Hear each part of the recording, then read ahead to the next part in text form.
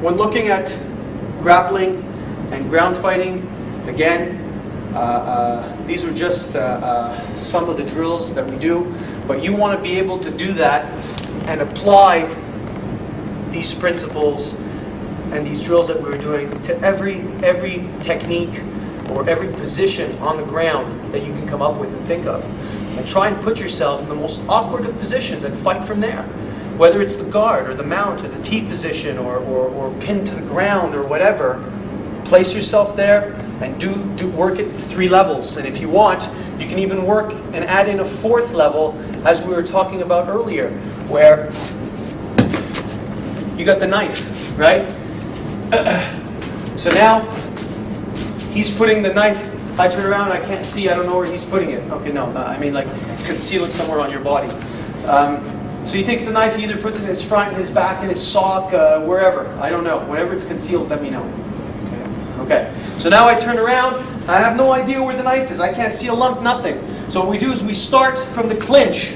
Okay? So we start from here, and we do the same drill as earlier. He's trying to take me down as hard and as fast as he can. And the thing is that any time he wants, he can pull out that knife. Okay? And if you train yourself, what we do now at the school here in my group classes, and here's a tip for all of you, is any drill that you do, because the only assumption that is safe to make in a real fight is that your opponent is carrying a concealed weapon. That's it. That's all. Anything else can get you killed. If you don't have this assumption, it can get you killed. A bit of a catch-22 if you ask me. They always say never assume, but you could. You can always assume he's carrying. Like that, again, what did we say earlier? Your mind can locate that file and go, oh yeah, there's that possibility of a weapon. So if I don't have that, and we're in the middle of a clinch, and all of a sudden he starts to reach for a weapon, and I go, oh fuck, too late. I'm only going to realize when it's here or after he's pulled it out. But if my brain is alert and goes, always assume he has a weapon, regardless of what situation. And now we're here, and all of a sudden this guy starts to reach for his knife. I go, oh fuck, and I step in here, and what am I doing? I'm jamming his knife hand right away.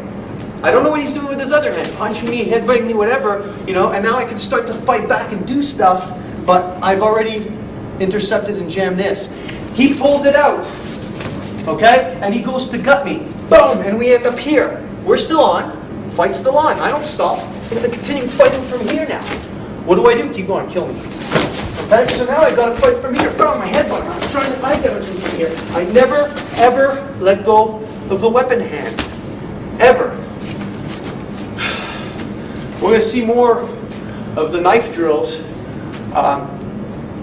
To learn more about the knife stuff, we have a whole tape called On the Cutting Edge for knife defense, where we get into tons of live drills using knives. But this is to give you an idea where you can incorporate weapons into every single drill that you do, especially when working on ground, because there's nothing more dangerous than rolling on the ground with a guy who outweighs you by 50 or 60 pounds, who all of a sudden pulled out a blade and he's trying to stick it into you or show you what your internal organs look like.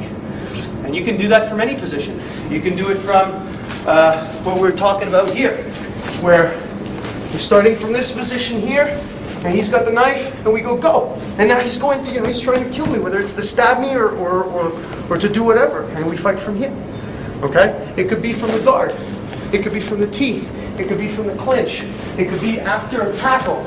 It could be whenever. The key is that you shouldn't know when, but you should always assume that the possibility is there. And your partner, it's not always necessary to pull out the knife. You could, but it's not necessarily mandatory that in every drill, just because you're carrying it, you got to pull it out. You gotta fuck with your partner's mind. Sometimes you pull it out, sometimes you don't. But the fact that you have it on you at all times will increase and enhance your awareness of concealed and improvised weapons. Anyway, that's it for the grappling and ground fighting tape. I hope that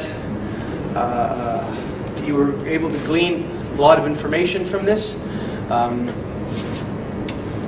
We have tons of other tapes that we touch upon a lot of other stuff, like as I was saying earlier in the Tactical Urban Combat box set series, there's in the Defense Against Most Common Attacks, You'll see the pin to the ground and the stuff and the tackle. This is why I didn't go too deep into it.